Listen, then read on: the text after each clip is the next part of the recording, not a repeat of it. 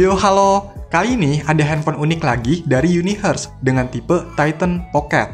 Nah, handphone ini tuh jawaban buat yang suka request handphone kekinian yang modelnya masih ada keypad QWERTY ala-ala BB atau handphone-handphone jadul gitu. Tapi pastinya yang ini masih bisa dipakai untuk sekarang, dan dari speknya juga kelihatan lumayan. Oke, nggak usah makin dilamain, mending langsung aja di unboxing.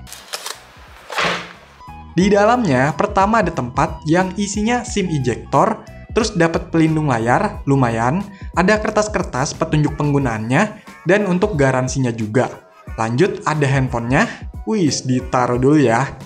Ada kabel data, USB Type-C, dapat charger atau adaptornya dengan output 5V 2A. Dan udah nggak ada apa-apa lagi, jadi itulah isi box dari Unihertz Titan Pocket. Lanjut, cek unitnya. Nggak bisa langsung ditarik ya. Ya udah, dikletek aja. Nah, jadi untuk penampakannya kayak gini. Untuk warnanya sih cuma satu varian ya. Jadi warna hitam bercampur abu-abu gitu. Yang warna hitamnya ini pakai bahan plastik doff, sedangkan yang abu-abunya ini pakai metal ya. Jadi berasa solid nih. Ukurannya juga masih terbilang compact. Cuma memang tebel aja sih, dan untuk bobotnya juga lumayan ya, tapi menurut saya masih kerasa imbang lah sama dimensinya. Untuk di bagian depannya ini ada layar 3,1 inch, udah kepasang pelindung, di atasnya ada kamera 8 megapiksel, lampu indikator, sensor, dan earpiece. Kalau di bawahnya ada tombol keypad QWERTY. Untuk di sisi bagian kanan ada programmable key dan tombol power, di sisi bawahnya ada mikrofon dan lubang USB Type-C, di sisi kirinya ada tombol pengatur volume, ada slot untuk nano SIM dan microSD. Untuk tipenya ini hybrid ya. Terus di sisi atasnya ada lubang jack audio dan infrared blaster. Kalau di bagian belakangnya, di sini ada kamera 16 megapiksel, lampu flash, dan secondary mikrofon. Terus ada tulisan Unihertz dan lubang speaker. Untuk desainnya ini kalau dilihat keren juga sih, ala-ala Rajut Phone gitu ya. Ada kayak baut-bautnya dan terkesan kuat lah. Tapi kalau saya lihat dari keterangan di webnya, handphone ini nggak ada sertifikasi anti air atau standar militer gitu. Oh iya, di web resminya, untuk harga handphone ini 270 US dollar, atau sekarang sekitar 4,2 jutaan rupiah. Lumayan juga ya. Nah, dengan harga segitu, dapat fitur dan spek yang kayak gimana sih? Oke, coba dinyalain, semoga bisa nyala. Yes, nyala!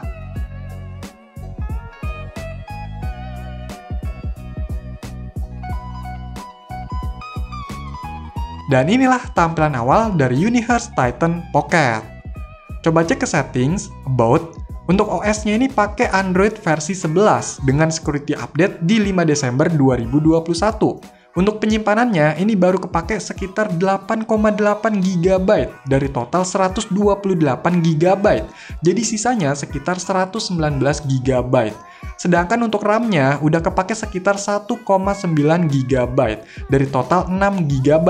Jadi bebasnya 4,2 GB. Ini juga masih lumayan lega. Memang UI yang dipakai di setiap handphone Unihertz itu nggak yang neko-neko, lebih ke stok Android dengan tambahan beberapa fitur khusus di setiap tipenya. Karena handphone Unihertz itu kan unik-unik ya. Untuk aplikasi tambahannya juga paling dari rombongannya Google dan beberapa aplikasi penting dari Unihertz. Cuma memang kebanyakan nggak bisa di-uninstall langsung ya, tapi nggak ada aplikasi yang aneh-aneh kok. Oke, coba dulu nih untuk kameranya. Dan inilah hasilnya.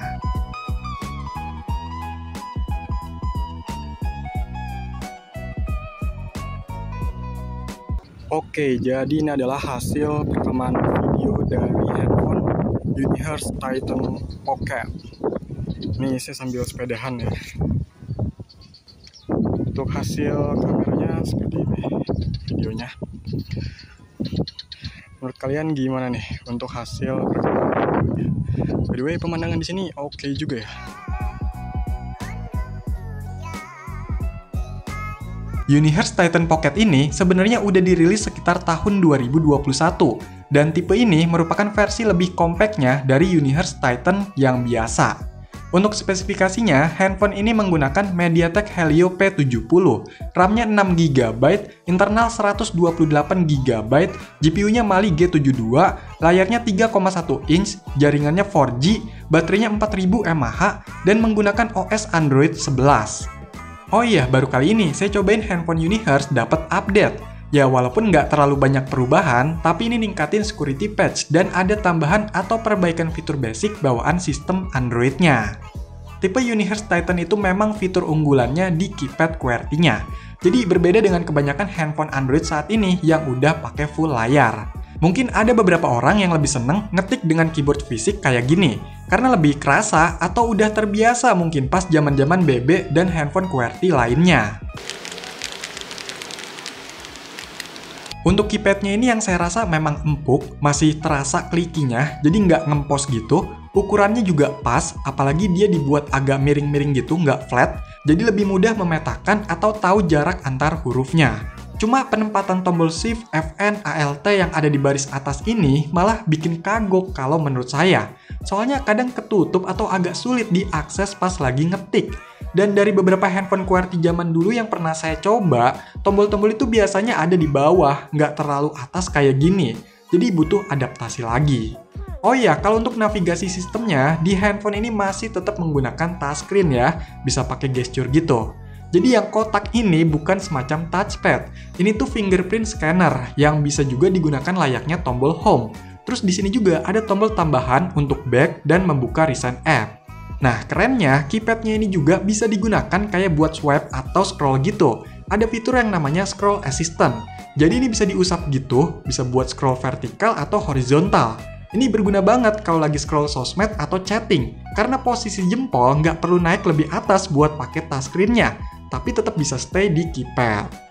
Oh iya, dengan banyaknya tombol di handphone ini, ternyata masih dikasih programmable key untuk shortcut gitu ya. Padahal keypadnya ini juga bisa diatur buat shortcut. Jadi banyak banget pilihannya nih.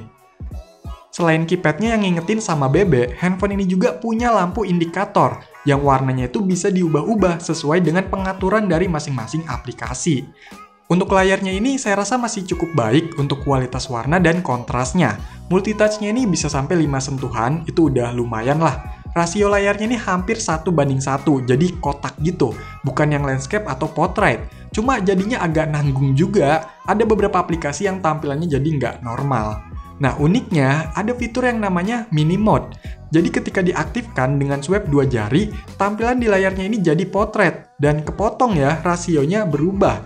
Dan ini jadi lebih bisa nampilin konten layaknya di layar handphone biasa.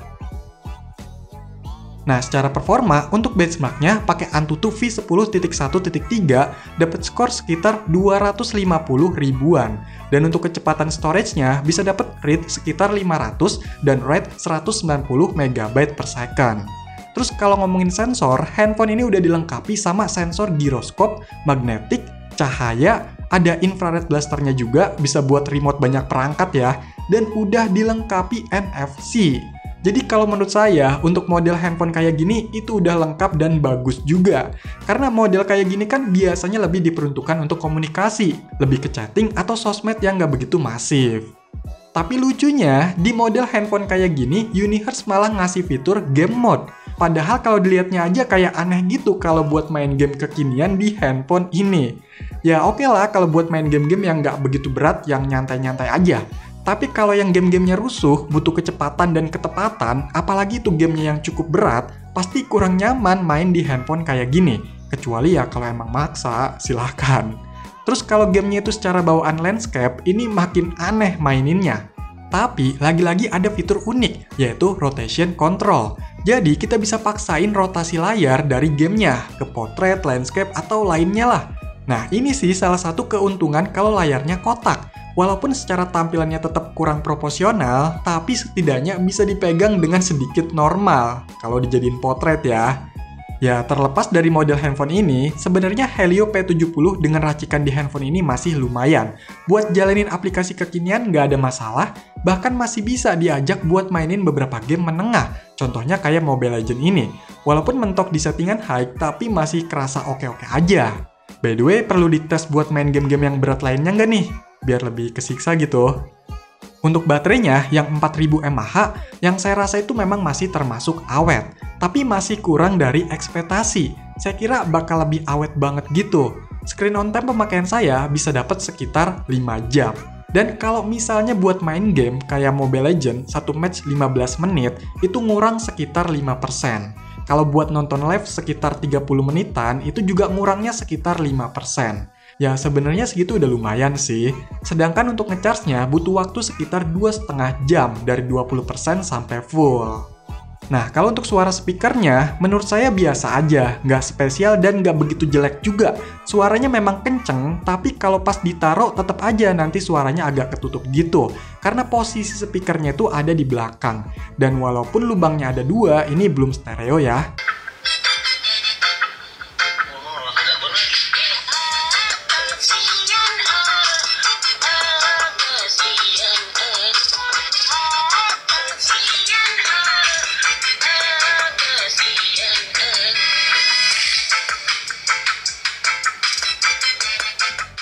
Menurut saya, handphone ini memang benar-benar unik dan ada beberapa fitur yang ngebantu juga untuk penyesuaiannya.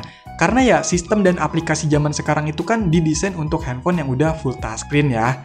Tapi dari segi spek, fitur, dan kualitas bahannya, handphone ini udah oke.